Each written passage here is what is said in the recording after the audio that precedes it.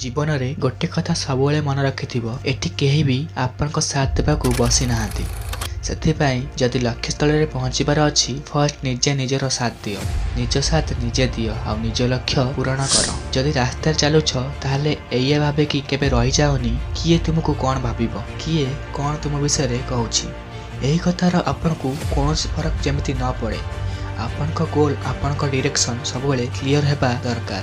ମହାନ ଲୋକ କହିଛନ୍ତି ନିଜ ସ୍ୱପ୍ନ ଆଉ ଲକ୍ଷ୍ୟ ସେତେବେଳେ ପୂରା ହୋଇନଥାଏ ଯେତେବେଳେ ତୁମେ ତା ବିଷୟରେ ଭାବ। ଠିକଣା ତୁମକୁ ସେତେବେଳେ ମିଳେ ଯେତେବେଳେ ତୁମେ ସେ ରାସ୍ତାରେ ଚାଲିଥାଅ, ତାକୁ ପାଇବା ପାଇଁ ଦିନ ରାତି ପରିଶ୍ରମ କରିଥାଅ। ଗୋଟିଏ ସ୍ୱପ୍ନକୁ ପୂରଣ କରିବା ପାଇଁ ଲକ୍ଷେ କୋଟି ଲୋକ ଅଛନ୍ତି ଏଠି। ଆପଣଙ୍କୁ ନିଜ ପରିଚୟ ଅଲଗା ଦେବାକୁ ହେବ। ରାସ୍ତା ସମସ୍ତଙ୍କ ପାଇଁ ଗୋଟେ, କିନ୍ତୁ ଆପଣଙ୍କୁ ସେହି ରାସ୍ତାରେ ଯାଇ ନୂଆ ଦିଗ ବନାଇବାକୁ ପଡ଼ିବ। ଏଠି କାହା ଉପରେ ଭରସା କରି ବସନା, ବସିଲେ କିଛି କାମରେ ଆସିବନି, ନା କେହି ତୁମକୁ ହେଲ୍ପ କରିବେ। ନିଜ ଫ୍ୟୁଚର ନିଜ